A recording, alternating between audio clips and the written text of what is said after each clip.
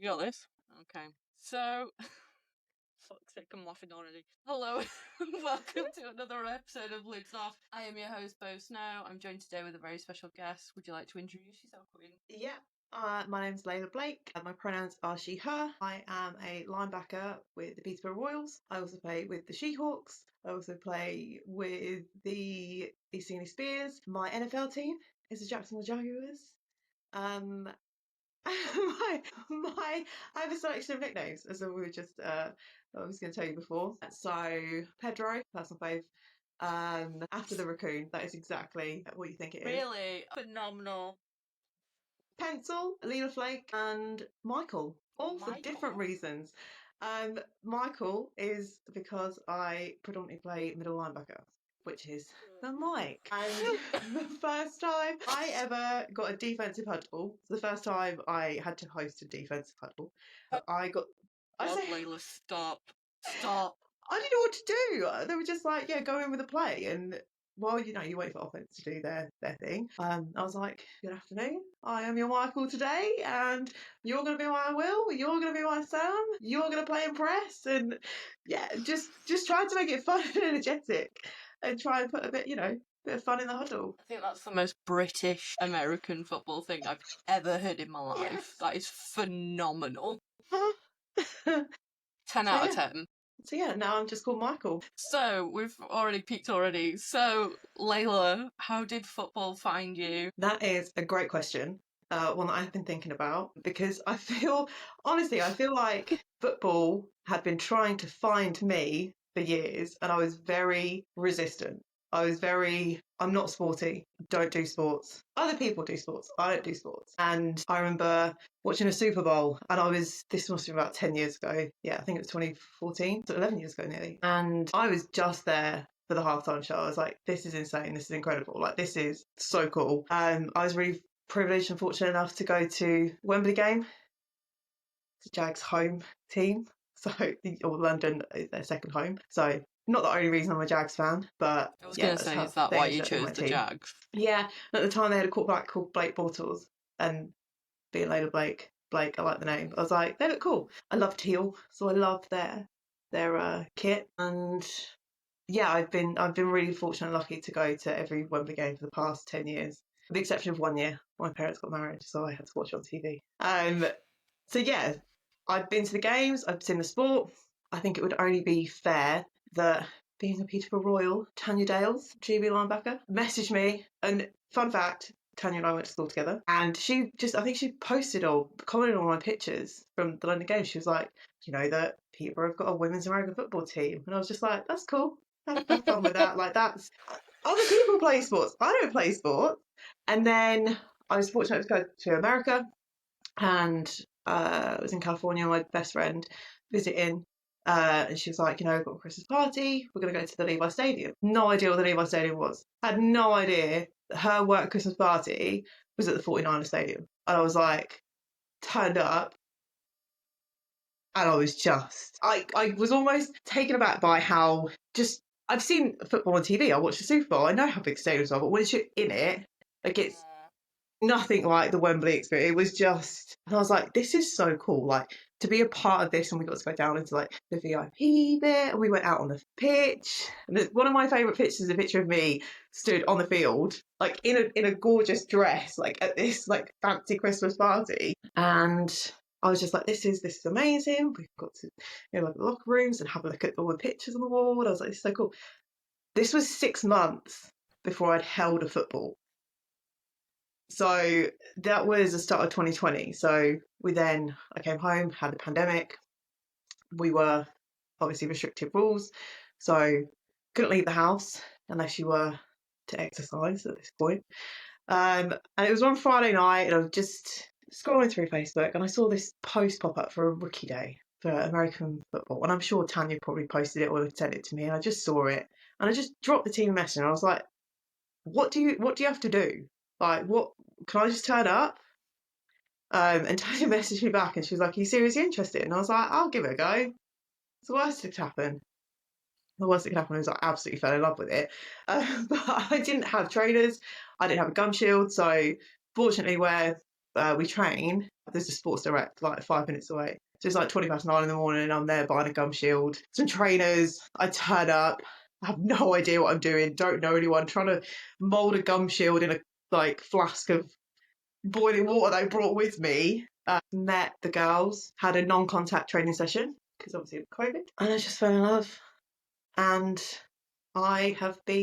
football's been a part of my life, a part of my world ever since. And I was very resistant. I'd had opportunities to, being reached out to by Tanya to go and train. I'd followed their page, seen they've got game stuff, and had not even considered that this isn't me. I don't play sports. This isn't something I do. And then I remember finishing my first training session, and I was like, how do I sign up? Like, who do I need to give my details to? Like, how do I get kit? I had a million and one questions before, girls, bless them, were taking off their cleats in the car park, like trying to go home. And I'm like, tell me everything. How do I do this? How do I do that? Where do I get the information? What can I do? And yeah, I've just been in love with football ever since, and encouraging as many people as I can to at least say yes for just that one go. Just because, again, like I said, what's the worst can happen? You fall in love with it and it becomes your entire life, which it has done for me. So, what was the reason that you not previously engaged in sport? Two, I think, main reasons. I was a workaholic.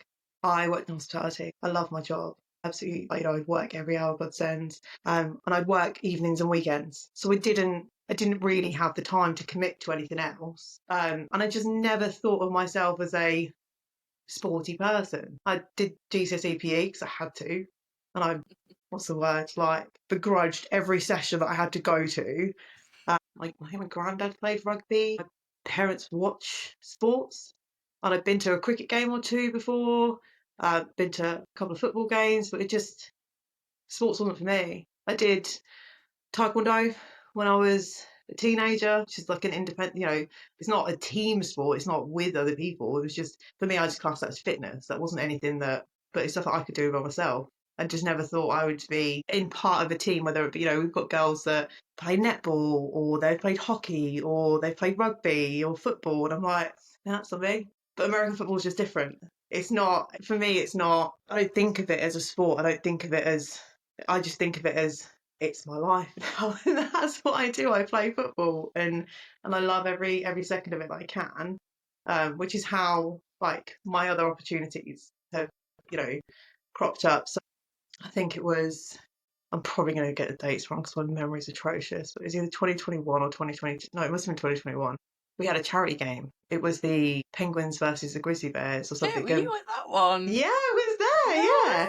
Way! Again, a complete last minute addition. Just messaged Mike and was like, hi, I've heard you do this thing. Can I do it? Sure. Be there this Saturday. Cool, will do. And then I saw a message about the She-Hawks and, creating that team. And I know that had been in the works, but I hadn't really thought anything or like knew anything about it. I think it was the December before we flew to Bordeaux in the February. And again, just dropped Mike a message, and I was like, please, sir, can I come and play football with you? And and then, yeah, She-Hawks, I feel like the rest is history with regards to that. But yeah, I just love it. And then, as I was mentioning to you before we started recording, Flag, which has recently found me, just got asked again by Mike. We're doing a beach flag tournament in Newquay. Do you want to play? I think he asked me Tuesday or Wednesday. Games on Saturday. Sure. Be there, play beach flag. And then it was about a month later, got asked if I'd want to play with the Spheres. Turned up, got a wrist coach. The defensive player, I was like, what is this? What do you want me to do? You're this colour, you're this person, do this. Okay, cool. Tell me what to do and I'll do it. And then, yeah, I played another tournament with them a couple of weeks ago. But that was the end of their seasons. Because I didn't even realise that, like, our contact is the opposite to their flag. So that flag's like September to March, and then contact is obviously March, April, depending, through to August, September, depending. How many did you do? One tournament? How many tournaments did you do of flag? So I've done 2 flag days. Oh, you're a pro now, then. I mean, ain't going that far. I know how to pull a flag. That's, yeah. So, but it's just fun. How many penalties did you get for almost going into contact, though? Was it hard? The first tournament, I got 2 outright contacts. But like, that's my Michael. But like it was, so it's really difficult, and I'm going to get this wrong. So flag people, don't come at me. I apologise. I'm sure it's like if you get in the route, if the offensive person gets in the route of the blitzer, I think it is, that's contact. But I was just very much do what it says. So I was just running a route and I shouldered the blitzer, and I didn't mean to. I was so focused on like finding out that I just like chipped him on the shoulder, and I didn't mean it wasn't malicious, it wasn't intentional or anything. And I think the second time, again, I was so focused on going after the play that I thought I just ran into another player. Again, completely accidental. You'd think without wearing a helmet, I'd have better like peripheral vision, but I absolutely do not. I was just like, this is where I'm going, and that was it. And so yeah, I have some training to do with flag and maybe learning some rules would help. So many rules in flag, though. So many rules. So many. Like, okay, I don't even know what that was for, but I'll take it. Yeah. If it works in my favour, that's cool. I don't know what you've said, but okay. But yeah, it's just, and every team that I've played for, or every person that I've met along my football journey, has just been so understanding of the position that you're in, but also caring. And one of the things that, and again, I can't compare it because I haven't played any other sports, but the community that football brings, it knows no limits, it knows no bounds. Like we're all in this together, kind of thing.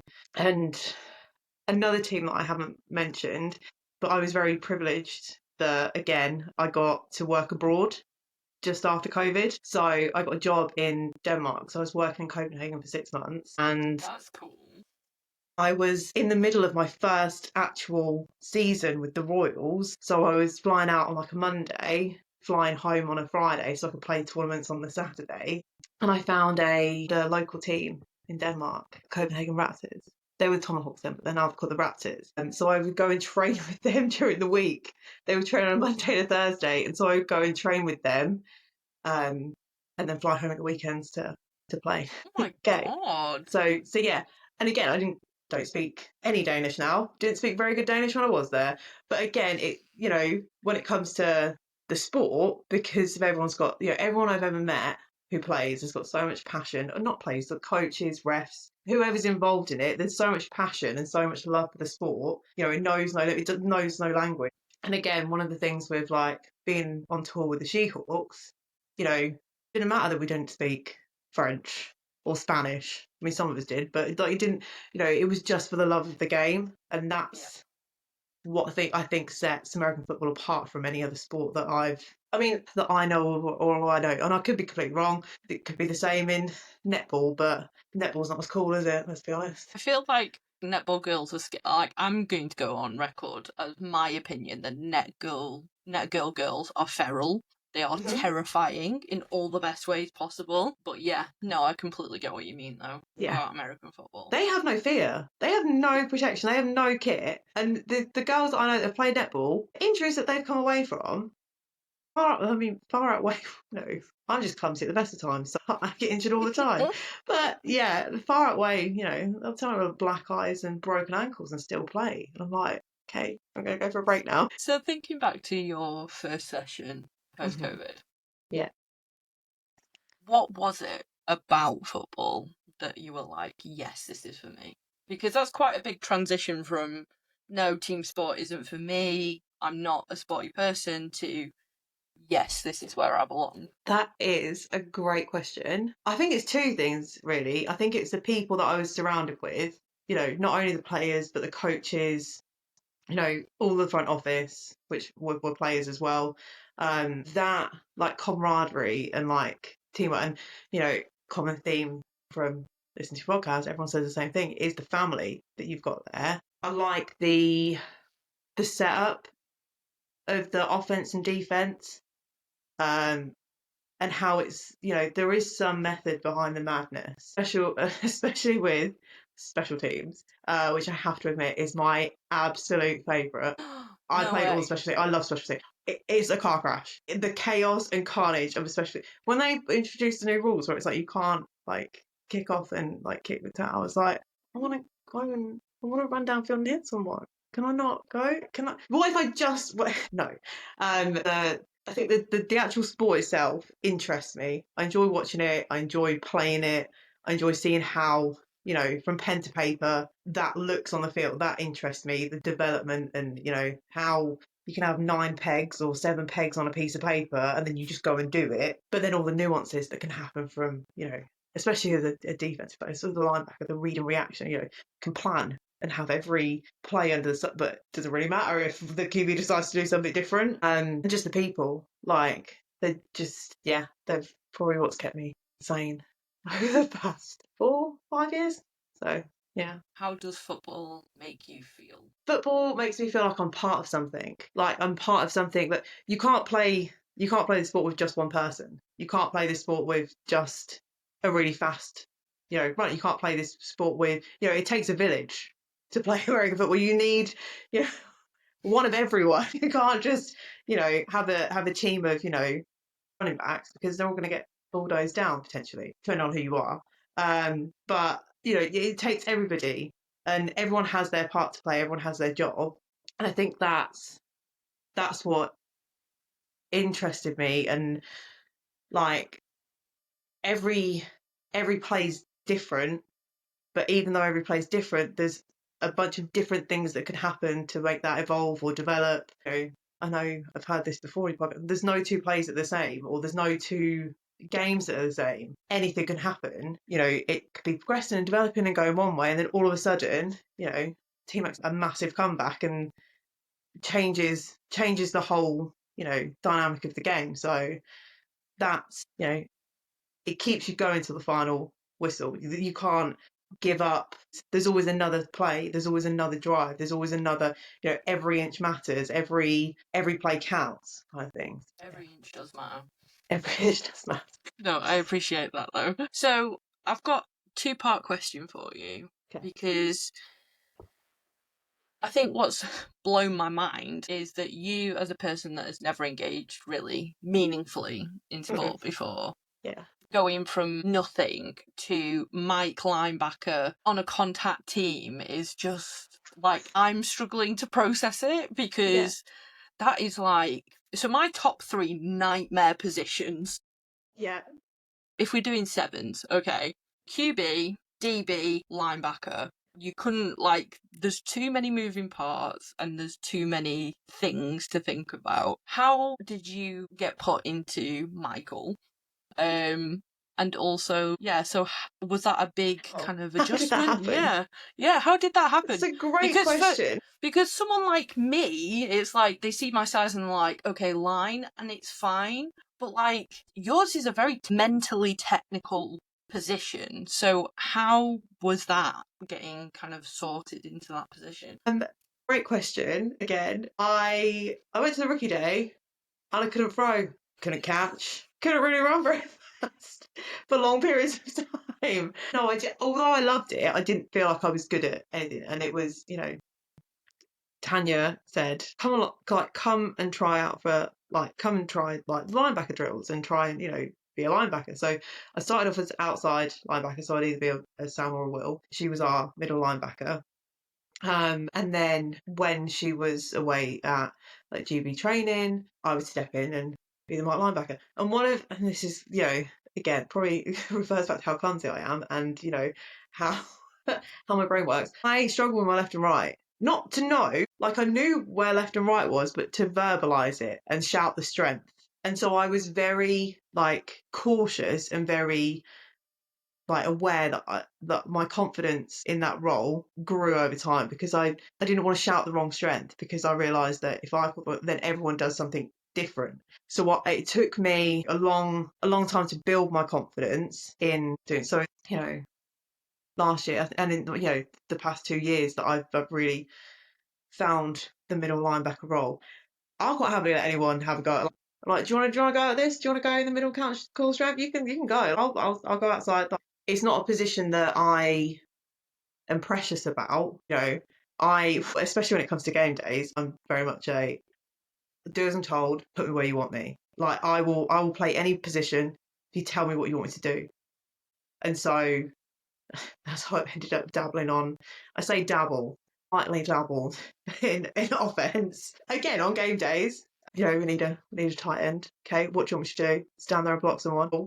What do you want me to do this time? Oh, can you run a route? Yeah, if you tell me exactly what you want me to do, how many steps you want me to take, what direction you want me to go, and am I catching the ball? Like, you need to tell me specific instructions if you want me to do something. Because I think what I appreciate about the linebacker role is we can have all the, all the best playbook in the world, and you can, have everyone where they're supposed to be, especially like it's a read and react. What's the point in dropping back if they're going to run it?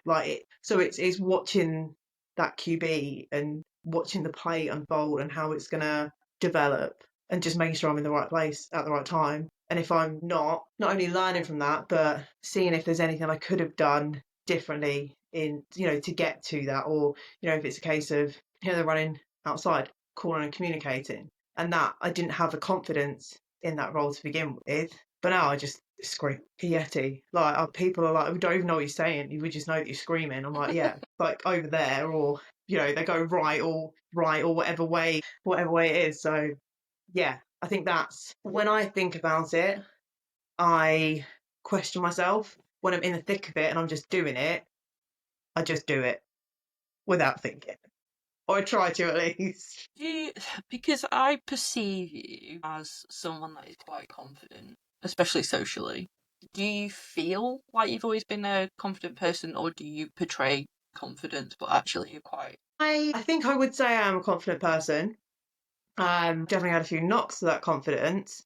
And what I don't think a lot of people know is that I have got quite a negative internal dialogue.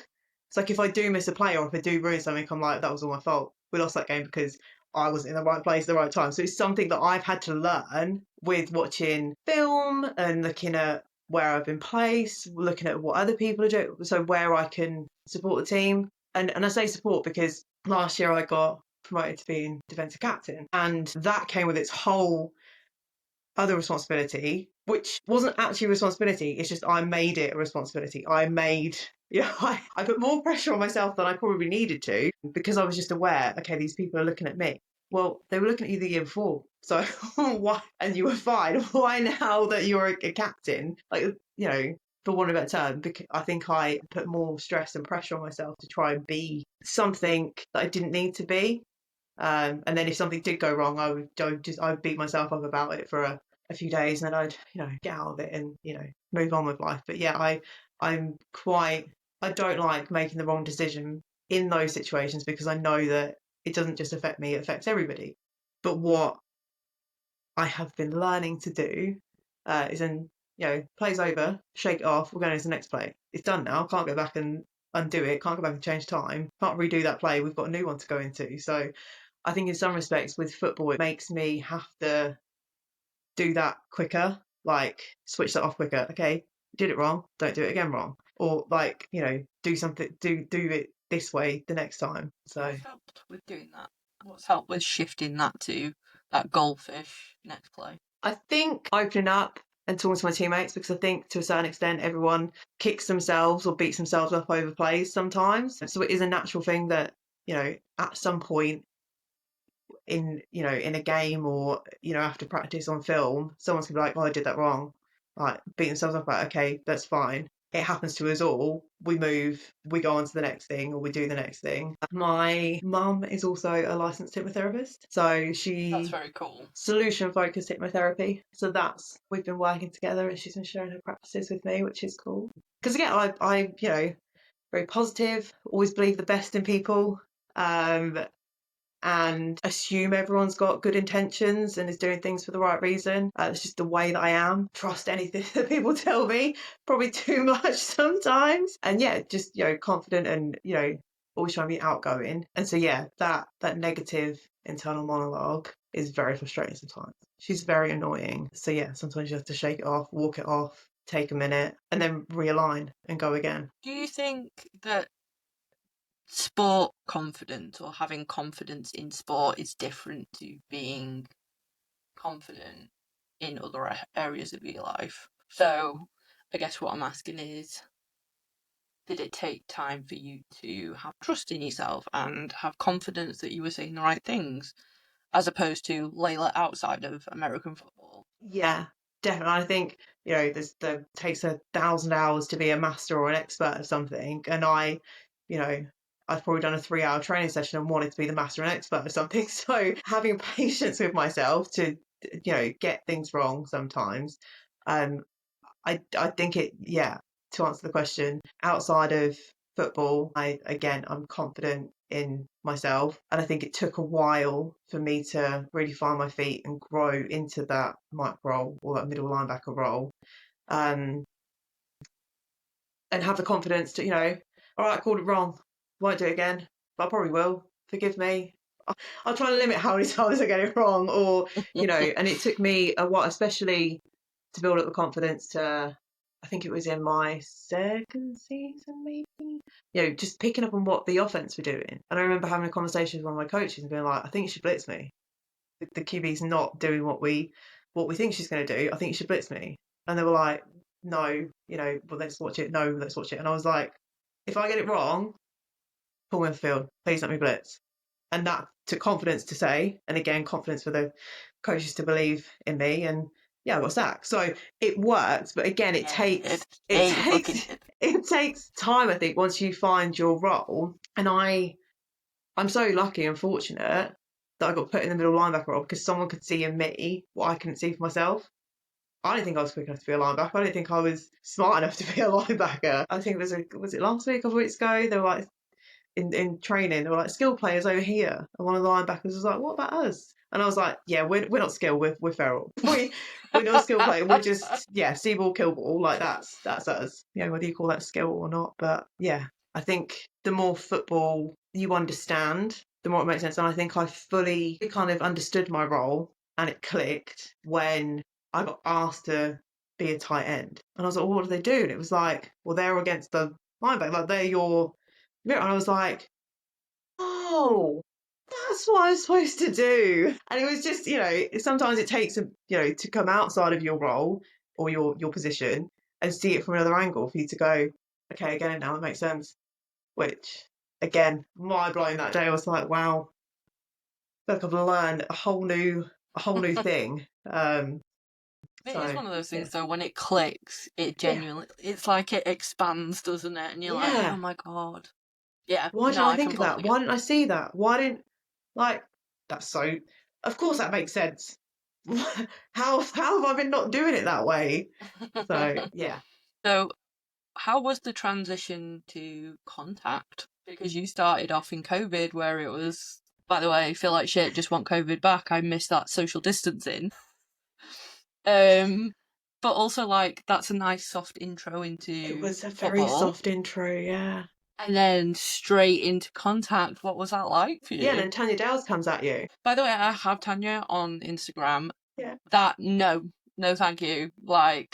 She is the definition of an athlete. Absolutely not. No, thank you. Yeah, absolutely. And do you know what? I think it was the first time she tackled me and I was on my arse, just looking up at the sky. And I was like, okay, I can do this. And then I think I went into my first game. We'd obviously trained for tackling before, but yeah, I think that because she doesn't hit lightly, which is a good thing. I can't imagine she does.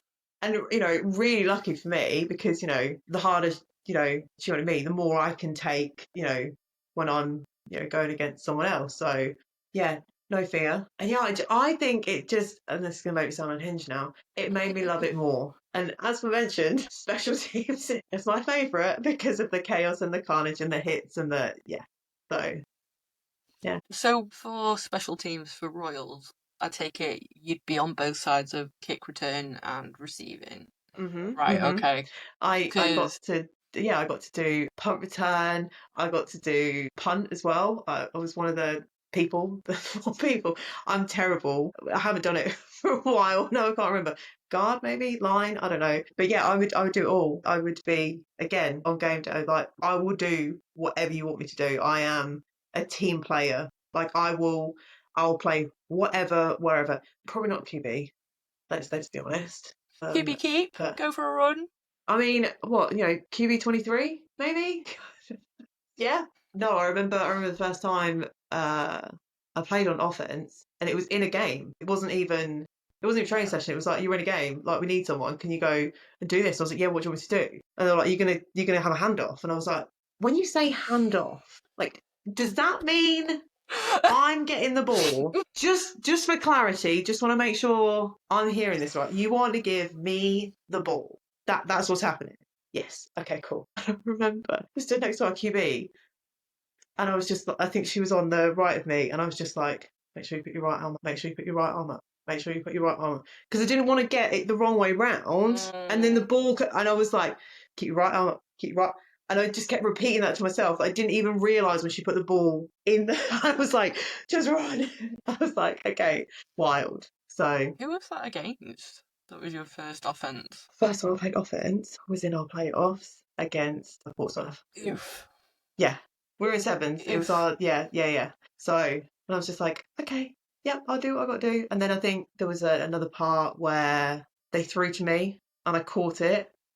This was the first time in 2 years I'd ever caught a ball. Talk about making it count, right? Making it count. It's cinema. I bet it was cinema. It was beautiful. Immediately got tackled, which Did you keep the ball was though? hilarious. Yes, I had the security. Yeah, I kept There it you secure. go.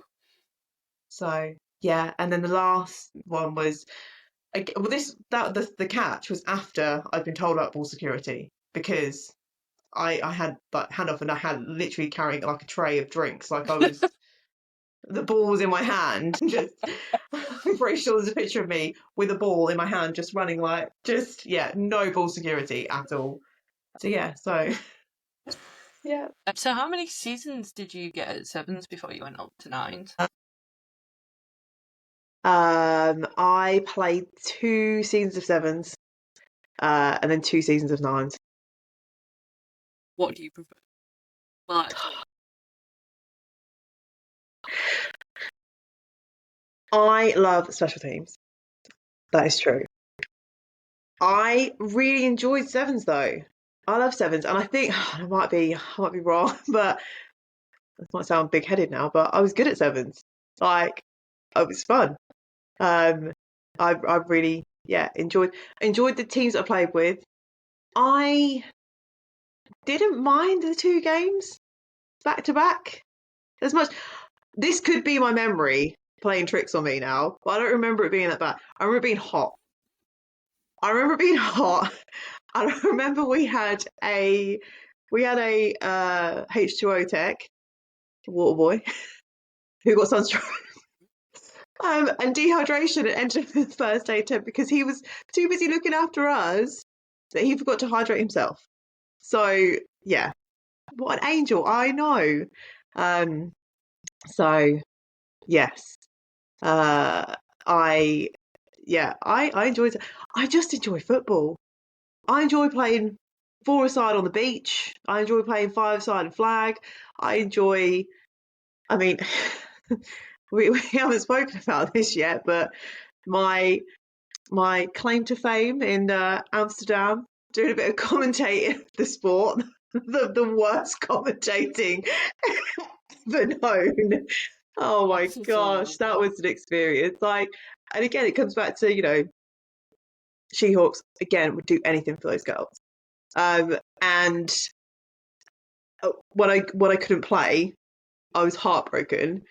And then Mike messaged me and was like, "Got a special job for you." I was like, "Okay, cool." Said yes before I even knew what it was, and he was like, "You're going to commentate the game with Wes," and I was like, "Who's Wes? What am I doing?" What? Yeah, cool. And then had a great experience, and again learned so much from watching the football, and like watching the way that, the plays were unfolding. Again, I think it goes back to that, the very start, the passion and love for this game that everyone has, that I've come across. I've managed to learn something from everybody I've either played with, been coached by, or worked with. And Wes was the commentator for Amsterdam, but I think he was part of the team. I don't know whether he was like team manager or something, but he, talking to him about sports as well.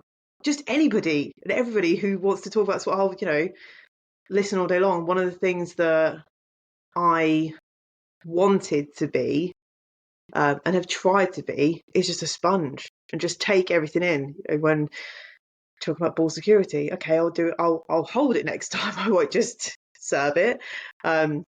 Read and reacting. Okay, I'll watch out for this next time, or I'll watch out for that. So every time I get some feedback, it's so welcomed because I want to be the best team player. I want to, be the best player that I can be.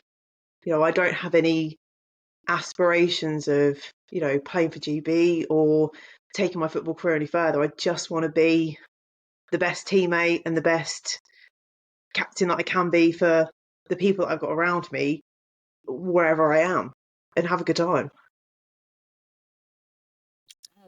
Just to absorb Sorry, that in properly. I just went off on a rant. Sorry. No, don't apologise at all. So for the listeners at home, Layla said before she came on that she felt a little bit what's the word? Insufficient isn't the right word, but I had imposter syndrome. Yeah, because of the calibre of people that I have had on and had the privilege to speak to. But that right there that you've just listened to is exactly why Layla goes to the top of the list, because you have so much heart and so much soul that you embody all the best things about Britball. Thank you. It is such a joy, and your passion for the sport is so contagious. So please don't ever think, just because you've not got aspirations of going to GB or whatever, that doesn't make you important, because you and the people like you are the reason that, the Women's League still happens. So thank you. Do not ever feel... You're going to make me cry. Thanks. So yeah, please don't feel like that. Mm-hmm. Yes. But going off on that though, you do want to be a sponge. You want to learn. You want to, you are a really engaging person. To be frank and honest, the Royals haven't had the most winningest record. That has got to affect kind of mood at training, perhaps. How has that had an effect on you personally? Because that cup only has so much in it, doesn't it? It does, yeah. And yeah, unfortunately, we haven't won any games at Nines. We haven't. And, it was one of those, someone's always got to win, someone's always got to lose. It's the nature of the game. And, the teams that we have played the past 2 years have just been phenomenal. Every game has been a learning opportunity for us, but it is annoying, it is frustrating, it is disheartening when we can't win a game, or we continue to losing. But one of the great things that I love about the Royals is we'll pick ourselves up, dust ourselves off, we'll try again, we'll look at something different, we'll watch back film. We've got full support of our coaches who are still there every weekend, and we'll have the playbook calls with us, and they're not giving up, we're not giving up, we're going to keep going, and again trying to be the best players that we can be in our in our positionals. But what's really important for me is we're the best teammates for each other, and we can pick each other up when we're down, and we can motivate each other. And I think just personally, but for my opinion about me is, I think I put more pressure on myself last year to be a captain that whether I came across this way or not, but I wanted to be the best captain that I could be. And then when I wasn't, that internal monologue inside was like, well, you're not good enough to be a captain. And then a couple of days later, no, shaking it off, and then I'll try again. And so sometimes there might have been opportunities where I could have supported my, players more, especially like defense, picked them up.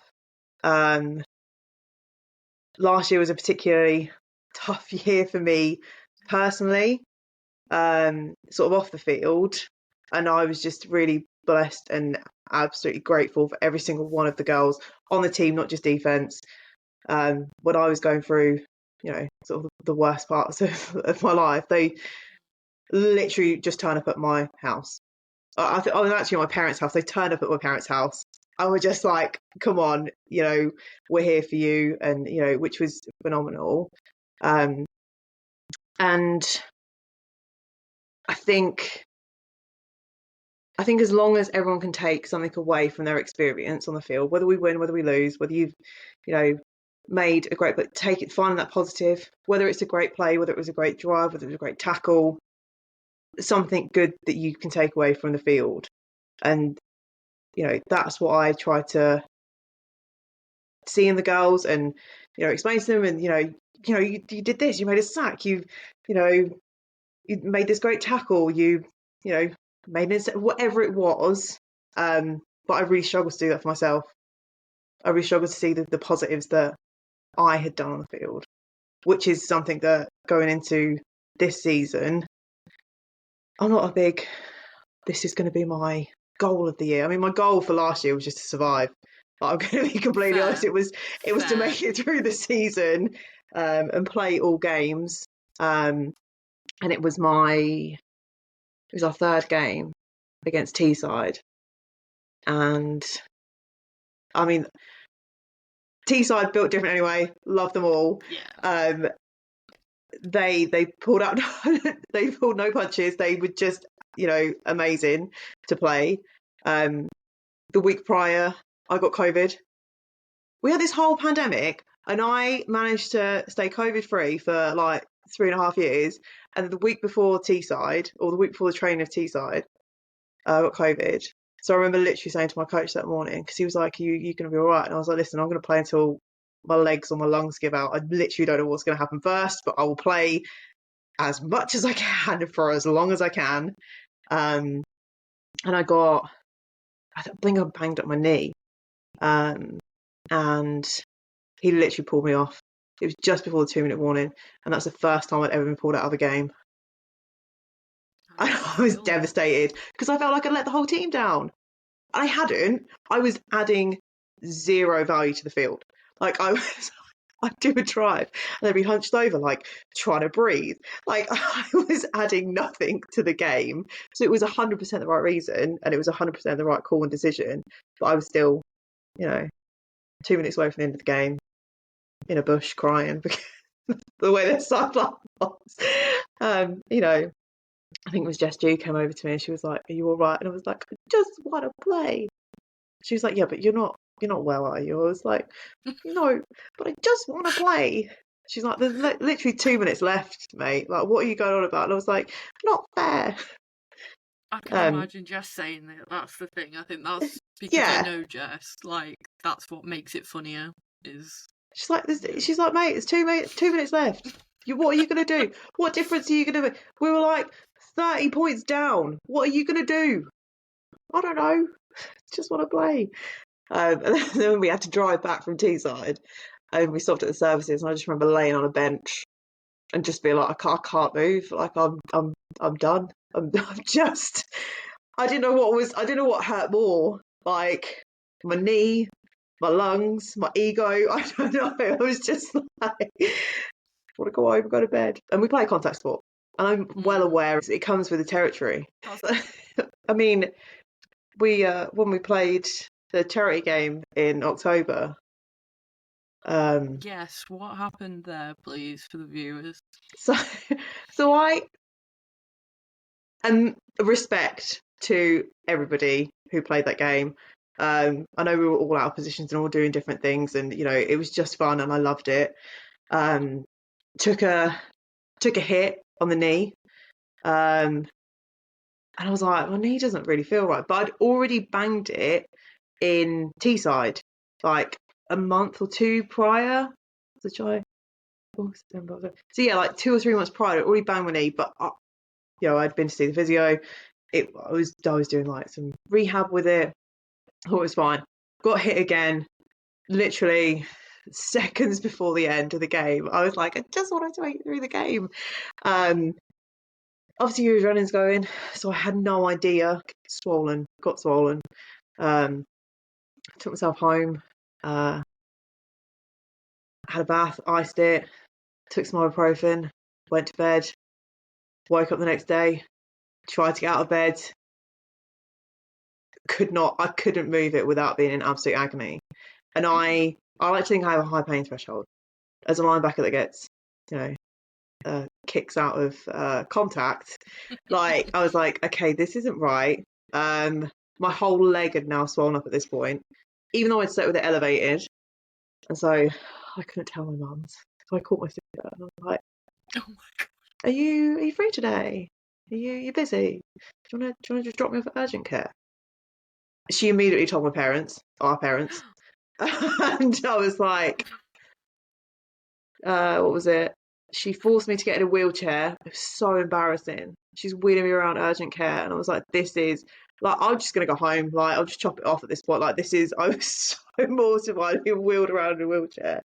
And they were like, did the assessment, and they were like, yeah, it's definitely your MCL. We don't know if it's torn, or it's snapped. We don't know yet. It's too swollen to tell. And I remember laying there with the nurse. I'm like, so I'm driving to Amsterdam in 5 days. Is that still going to be okay? And she was like, no. You can't drive anywhere. And I was like, yeah, but it's my clutch leg. Like, it'll be all right. I don't change gears that often. I'm going to be. She's like, is there any other way you can get there? And I was like, not really. I was taking a car full of girls. Like, I've got a car full. Like, I was taking kit and equipment for other people. I was like, I can't not. And she was just like, no. The earliest we can get you in for an appointment is in 2 weeks. I don't think you should go. And I was like, okay, watch me. So yeah, so some coordination, work some things out. But yeah, shout out to Nikki Big Guns, the absolute angel, driving us all the way to Amsterdam, and then playing, and then driving us home, the absolute babe. And yeah, again, I remember getting there and Mike introducing me to Wes before I was doing the recording, the commentating. And he just took one look at me on my crutches and was like, so what can you do? And again, I don't know if pain medication or it was just, being cocky, but I was just like, what can't I do? He was like, well, we need to get up that scaffolding. And I was like, okay.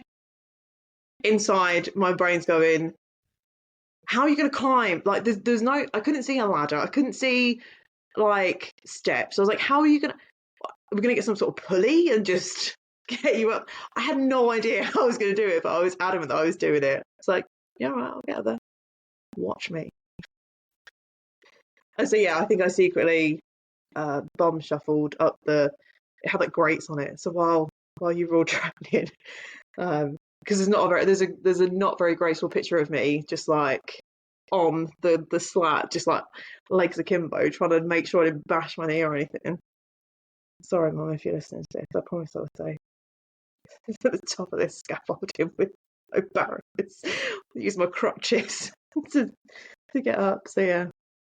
It's just fun, isn't it? It's the stuff you do for football. It's the things you do. And the amount of stories that I've got that I could tell you, like just, I'm so fortunate that I've got an understanding job and I can work remotely or I can go out on the road. So they gave me flexibility so I could work from home. And I think my manager just knows now because I think it was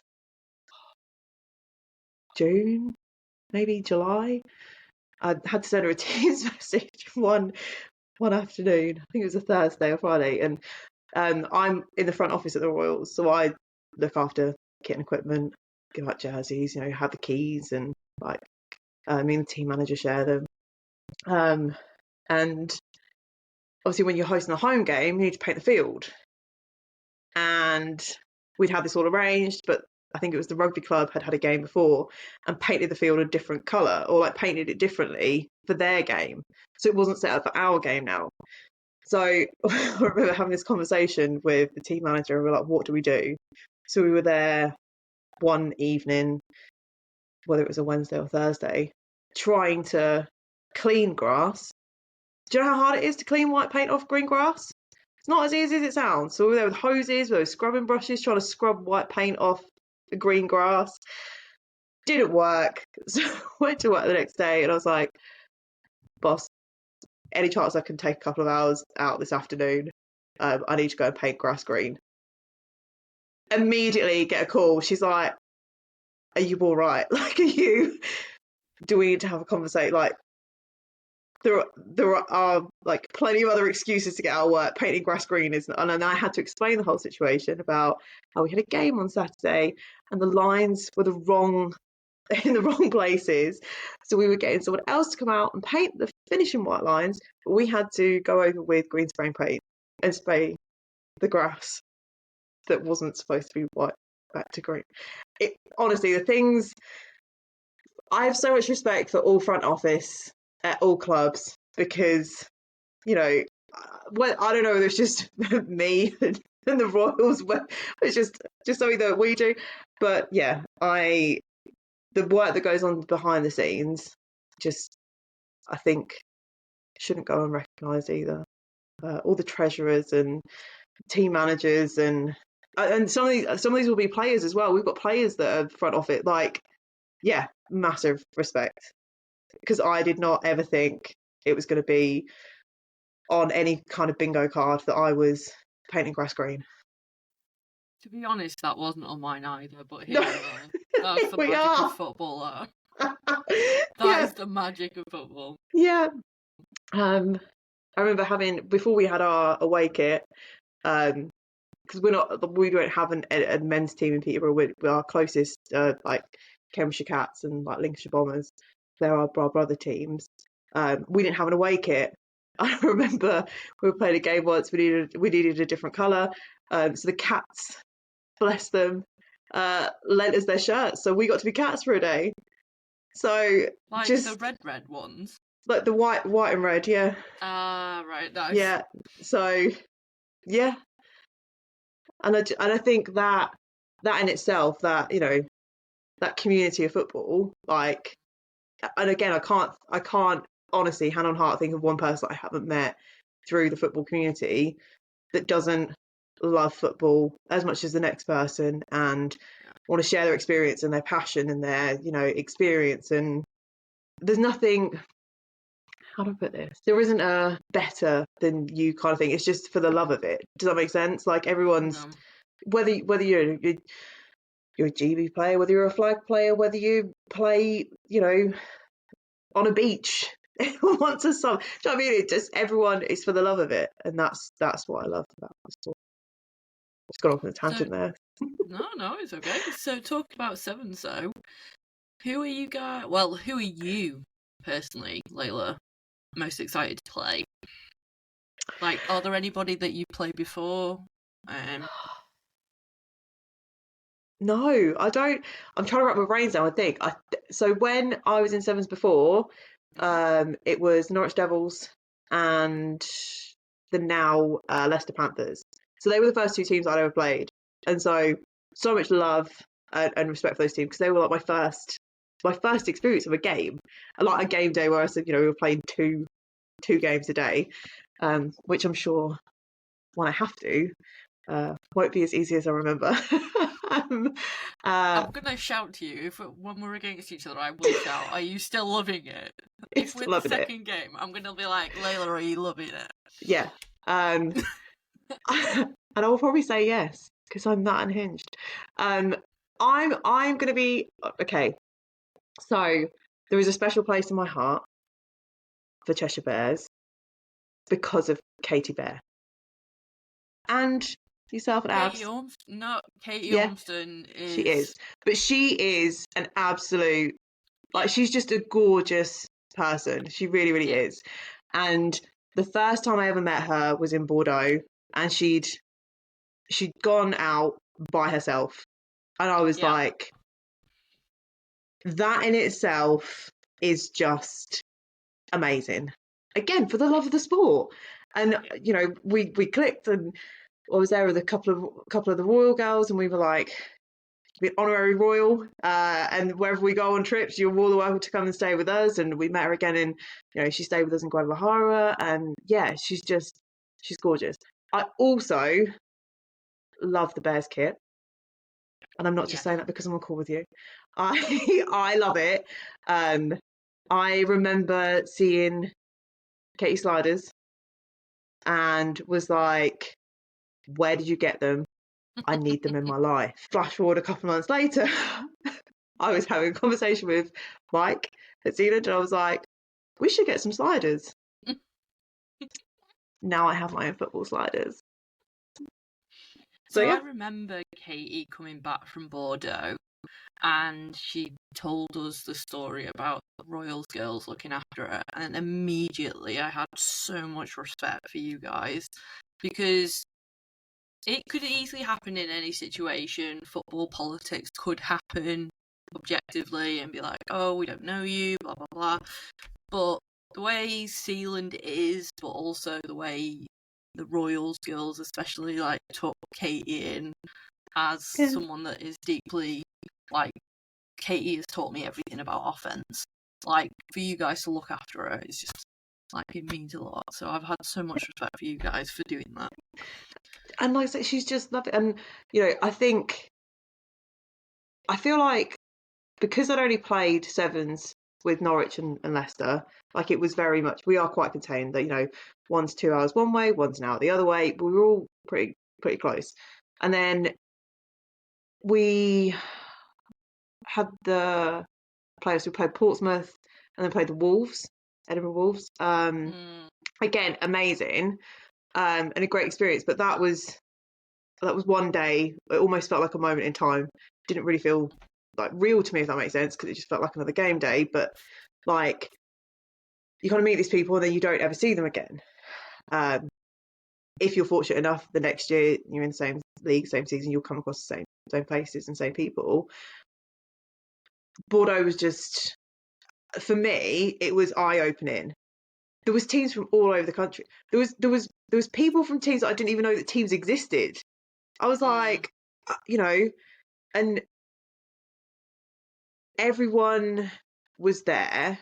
And even though we had our own, domestic team, we just came together, and it was, it took a bit of gelling for the first half, but by the second half, we knew who we were and who we were playing and what we were doing and what we were about. And I think that was a really special moment for me, especially meeting people like Ash Bell, Govan. I absolutely adore her. She's one of my favourite people. And they'd be like, okay, you don't see them again for like another 6 months, 9 months, whatever it is, and then we had like the I think we had a charity day or charity game that year, and it was amazing to I've been here with you, or I've seen you there, and then it grew again, and then we were going to Guadalajara, which was amazing, and then there was a whole new set of people, which was phenomenal, and then I think for me, She-Hawks encompasses like my 3 favourite things: meeting new people, love meeting new people, travelling. I'll go anywhere once, just to experience it, just see what it's like. If I love it, I'll go back. And football, like the three things I love, and there's a team there that's going to give me all 3 of those things.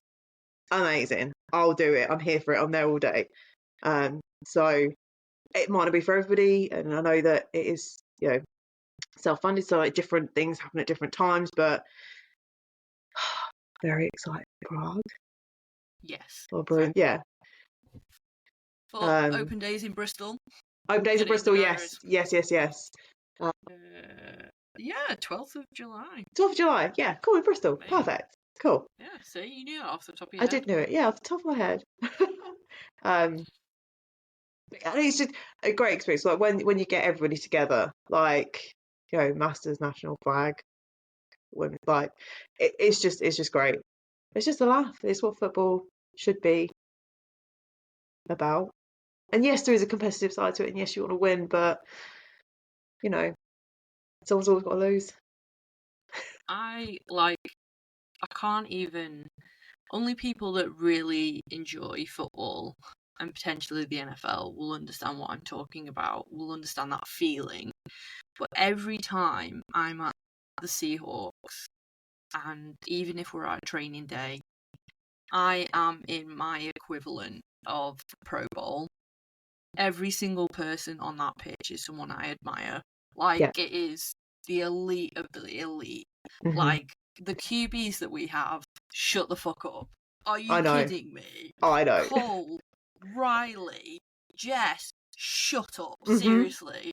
And Yeah. then it's just every level of football on offense and defense, including you, by the way. They are my all-star team. And I'm not just saying that because they're lovely people. These are women and people that I revere, on every level of football. Yeah. And it's just the vibes are immaculate as well. They are. And I would love for everyone to experience that at least once. It might not be for everybody, but I just think that it was so hard for me coming back from Bordeaux and trying to explain a feeling. Yes. If I could bottle it up and sell it, millionaire. Absolute. But I can't. And so trying to articulate, yeah, you might be with people that you compete with or you go up against or a rival team, but that's not there. When you're in it, it's everyone is for everyone, and this goes back to one of the things about being a sponge. Like when we were in, was it Glasgow, start of last year? Yeah. So we did one of your first podcasts in the car, the way up and the way back. I can't get over that you remember these things. Yeah, I do. And that, that was just phenomenal. We had, guys from the men's team coming in coaching us. And I think I'm sure it was that session. It was Russ and Johnny.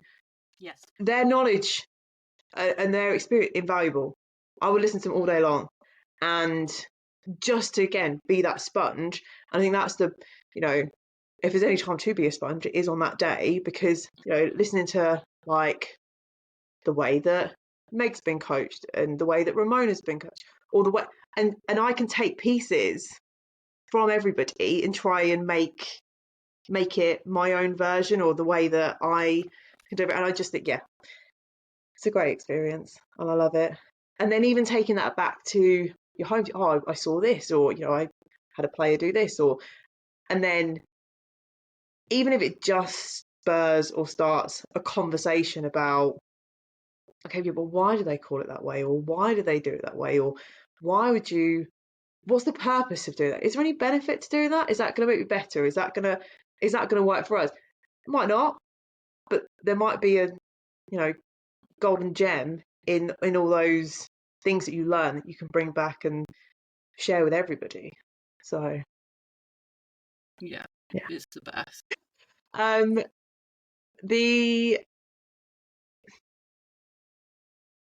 You were made defense captain.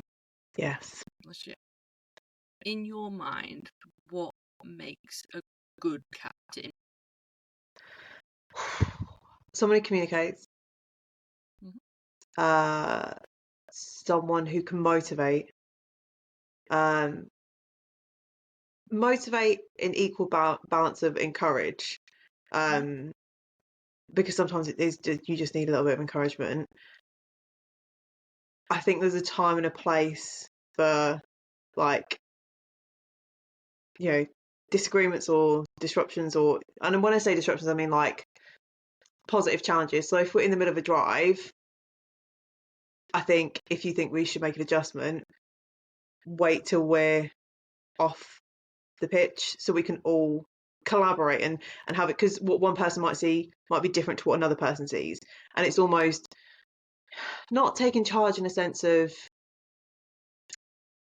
shutting people down, because I do think everyone should have a voice, but also following the plan, and you know, make sure everyone's aware of the plan, and whether that's, you know, checking in on a Friday night and going, you good with any adjustments that might have been made, or you good with, you know, what's been reviewed from film, you know, everything all right, you know, you had an injury last weekend, or you know, how are you recovering, like, do you need anything, kind of thing, which is something that I tried to do last year. But yeah, I think good captains, I would say, lead. So leading by example. So if I'm expecting people to communicate, I need to communicate too. If I think there's like adjustments that need playing, make sure that, not that it needs to be agreed upon, but make sure everyone knows the plan, because it only works if everyone's doing the same thing. And just making people, you know, that balance of encouragement and motivating the team. You know, I remember after one game, I can't remember which one of them it was, but I just literally, I came home and I didn't even speak to anyone for 2 days. I was that cross with myself, and I don't know, I just yeah. I think I was, you know, licking my wounds. I was pretty beat up. It's probably after the Teesside game, to be fair. I'm thinking about it, but and that doesn't help, because if your leader's doing that, then, and I'm not saying that, you know, the girls aren't capable of like thinking for themselves or reaching out or anything like that, but I feel like as a captain, I need to be there and checking with everybody and not putting myself last, almost, you know, being, acting like a leader. And if, you know, I wasn't, you know, if I needed a couple of days communicating, I need a couple of days defense, make sure that you're looking after yourself, then we'll review it, then we'll move on. And so I think from my point of view, I could have done more in that respect, as a captain. But it needs to be two ways. They need to communicate back as well, because, you know, for me, what they're seeing, you know, on the edges, or, you know, what the safety sees, just as important, because it might be something that you know, someone's missed. I'm getting from those answers is that you, as a captain, kind of took this burden of carrying everyone and holding everything at the same time and being everything and all the things all at once. And that sounds fucking exhausting. So I completely get that you needing 2 days to chill out. Yeah. And to be fair, I mean, there was defensive players that are far more experienced than I am, in their positionals and with the sport and the game itself. And again, I'm very fortunate, very, very lucky and blessed that, you know, they're some of my best pals off the field as well. So they kind of knew, like, okay, she needs a minute. Like, we'll give her a day or two, then we'll check in, which was amazing. So I think I'm very lucky in the sense of, although I put more pressure on myself to be this person, this captain, this leader, it's still a collaboration. It's still, you know, what I said earlier, it's not just one person. You can't play defense, or you can't play off, you can't play sport with one person. It's a team sport. So making sure everyone is not only on the same page, but feels heard and seen. What did you find the hardest part of being a captain? Other than, like, who shakes hands first in that awkward, like, who's are you going that way and we're going that way, or once I figured that out, again, I think it's just pressure put on myself, because I'm thinking about, you know, my example of a captain was Tanya, and she, you know, love her to death.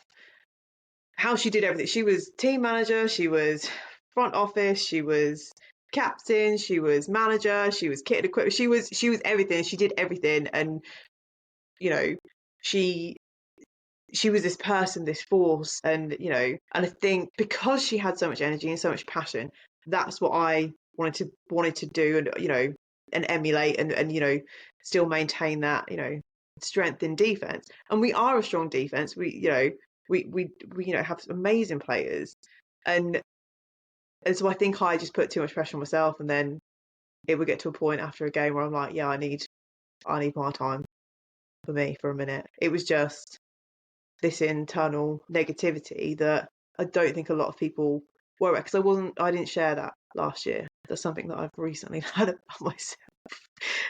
But that's not normal. So how do you kind of fill your cup back up? How do you rehab after games? And I don't just mean like physically patching yourself back together again. Just I mean like spiritually as with a well. lot of tape. No, Epsom salts, tape, and ice packs. I'm very fortunate, very lucky. My family live nearby.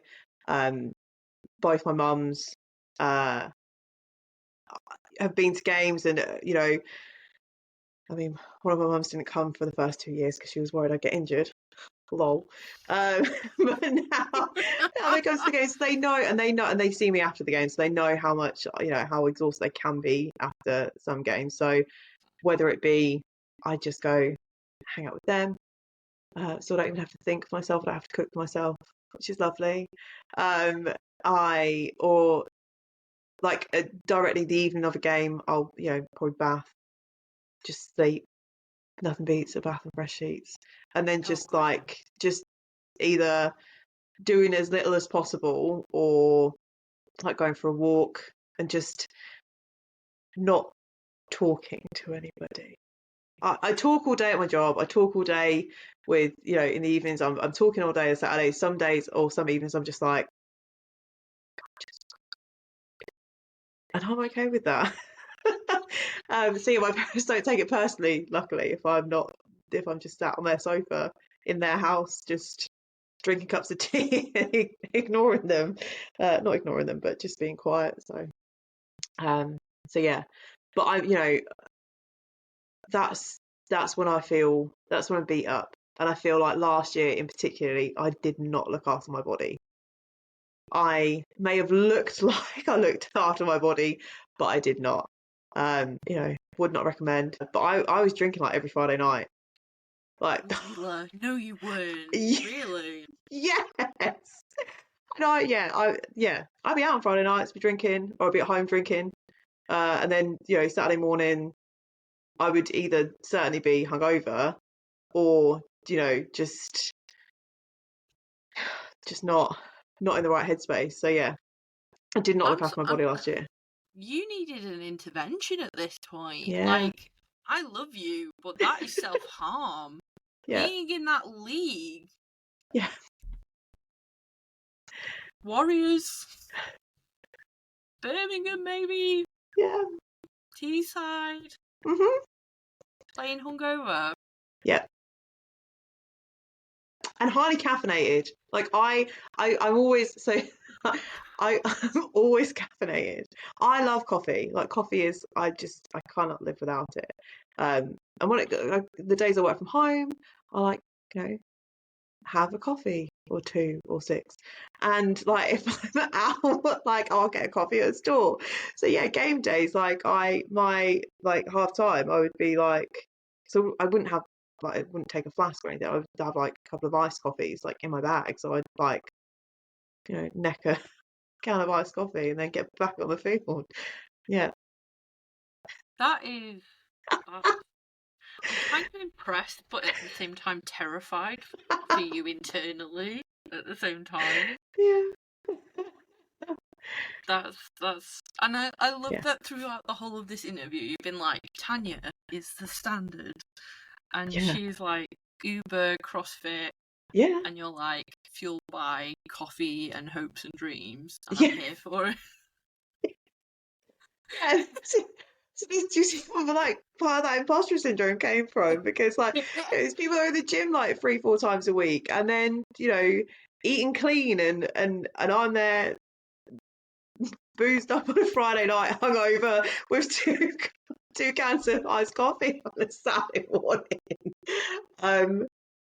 Yeah, and do you know what? I honestly, hand on heart, I have so much respect for gym girlies or gym goers in general. Like I'd love to just go to the gym and enjoy it. I don't. So, and I don't know. I don't know. So I dabbled say dabbled in squash last year because I wanted to improve my hand-eye coordination and try and be a bit more like agile with like movements. So that was something that I'd highlighted from the year before, that I wasn't very agile, wasn't very flexible. So squash, and also pole dancing to improve my flexibility. Yes, I forgot you did that. That's incredible. Yes. Are you still doing this? I had to pause because of my knee, but I'm hopefully going back next month, April. Yeah, next month. So, um, but yeah, because that, you know, that in itself, like, is a whole other level of fitness. But Yeah. I felt like I could feel the improvements in my flexibility and just, being able to, you know, move my hips and, the way that I could plant and like move directionally. So Also, your yeah. core strength to be Oh able, yeah. because you're constantly, Yeah. and that's got to have helped with injury prevention as well. Like, Yes. But yeah, did not look after myself last year, as much as I like, in the way that I wanted to. So yeah, yeah, going into this season, reverting back to my first year in nines and the season before, and focusing more on a plan and trying to set smaller targets and goals for myself rather than just make it through the season, which is ultimately still a goal. But I'm yeah. sure I'm sure I can come up with something better than that this time around. Okay, so what are you doing differently for season of sevens? For season of sevens, I'm not drinking. I'm not Excellent. drinking. Yeah, maybe on occasion if there's something like an occasion, but I'm not just drinking because the day ends with a Y. I'm trying to eat healthier, Okay. and I love it. Mums have been doing the same. They've got me hooked on a cauliflower and broccoli rice. So you Ooh, basically like nice. shred all the cauliflower and broccoli down so it's like rice. Then you boil it, and then you smother it in Philadelphia. So I mean, Oh, yeah, oh, winner. yes, please. Yes, please. Yeah. Um, so yeah, just making sort of small dietary like changes, like making sure that I'm getting the right. Bless them. Whenever I would go around the night before a game day, they would have been like, "We've made you chicken because we know you need protein." I'm like, so yeah, But that and does make then it. That makes a massive difference when you've got like a support network that are oh, I'm so lucky supporting that you yeah, in it. Yeah. so lucky in that yeah, definitely. And So, have you got any final thoughts or messages for your adoring fans? um, I I just want to wish everyone a fantastic season, whether they're in nine, sevens, flags, men's, youths, or in all of football, in the whole football kingdom. Um, hope no, hope for no injuries for anyone. Uh, and just yeah, thank you to you for doing this and sharing all these amazing stories, because I feel like I get to know you a little bit better, as well as meet this whole fantastic, you know, caliber of guest list that you've got, and I get to hear other people's experiences. So I can't thank you enough for that. So thank you. Oh, thank you for coming on. And thank you for being the foundation of which football is built on. And I mean that with sincerest, with all the love. You are an absolute ray of sunshine. And I hope that you know that from person to person, soul to soul, that even when your cup is like this much full, I still think you are a phenomenal person and you are still one of the best people out there. Okay. Thank you. You are a phenomenal football player. Okay. Even when you are fueled on coffee and hopes and dreams.